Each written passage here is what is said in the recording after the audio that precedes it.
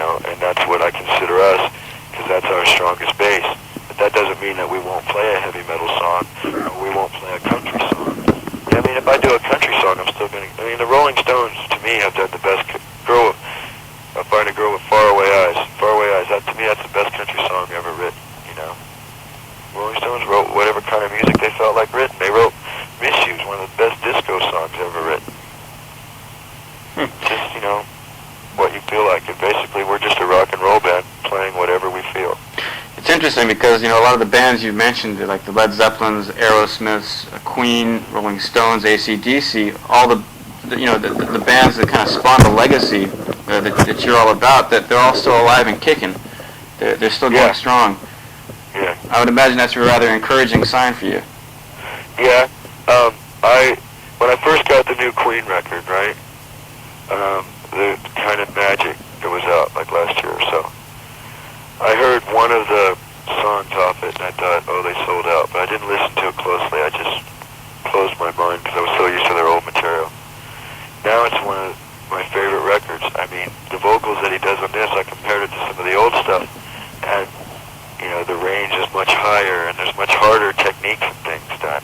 It was amazing, I'm glad to see that, and when I read about Live Aid, some of the reviews, like in Kerrang, where the Queen was it. Queen was the whole show. No one was as good and as tight and as badass as Queen was. That's very good for me to see. How about, of course, the sole exception to that list of bands is Led Zeppelin? Well, he's moved on. He hasn't compromised his art. I'm talking about Robert Plant there. Mm-hmm. He hasn't compromised his art. He's moved on. He's an older guy. He doesn't know, he doesn't agree with some of the things he wrote about before, but like you go through life and you make changes. I mean, Pete Townsend isn't saying, hope I die before I get old now. It's like that. You say things one day, and that's how you really feel, and you believe it. But then maybe you grow past that.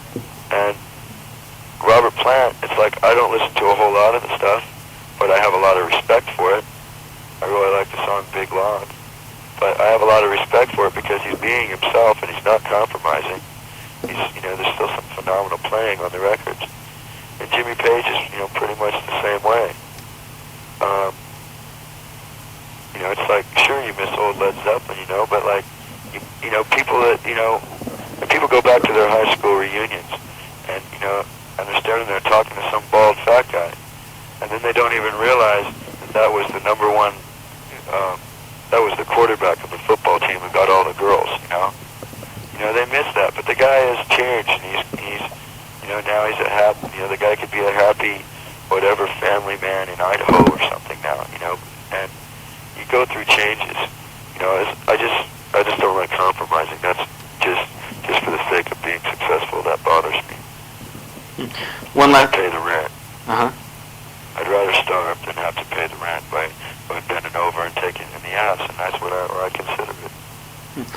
One last thing I want to ask you here that I forgot to ask you before when we were talking about Indiana is what do you think of John Cougar Mellencamp, who stayed back, of course?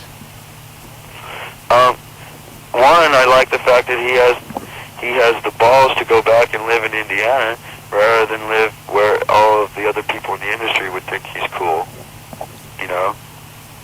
I think that's cool. I think, he's doing what he wants to do, and he's being true to the people he grew up with and things, That's real important to me because I have strong friends in Indiana too. I don't necessarily like the place because there's not a whole lot to do. I like some of the scenery. There's not a whole lot to do there though, and and I don't get along with the law there. I get thrown in jail all the time, and usually it's for something I didn't do. So then I have to pay lawyer fees if I get my way out of court. That's happened more than not. But I mean, the album called Scarecrow, the last one. I think that was the one before that. Yeah, that's a phenomenal record. Whether I'm totally into it, it's where my head's at all the time. There's different times I can sit down and hear one of those songs and go, yeah. There's other times when John Cougar's the last thing I want to hear. It's not like it's my very, very favorite thing, but he's a good artist. Okay. Well, I guess I got what I need to know then. Thanks a lot, Axl. Well, let me say one more thing. Mm-hmm. The this comes out before we get there, man, we're gonna tear that place up, man. We are so excited. Me and Izzy have been talking about going to Japan me and Izzy have been together 13 years. For the last 10 years, it's been a dream. Okay, of going to Japan and playing the shows in Japan. I mean, our favorite records were Cheap Trick at Budokan and Unleashed in the East. And like to hear these screaming Japanese people. We gotta go there. We have to go. Hopefully we'll have the people be like that for us, and we'll have fun with them, and I'm looking forward to all the sushi. Well, I'm sure the kids will go apeshit because maybe we can find some opium dens and learn some Oriental girls can teach us some new things that American girls don't know. That's right, some exotic new positions there to take back home. Oriental basket tricks and things. Well, I'll leave those arrangements to you once you get here. All right. Well, you can, put in your thing, that we're looking for these new things. We need instruction in Oriental sex. That's LA rock and roller with hard-on seeks Oriental masseuse. Yeah, definitely. That's how it is. Okay.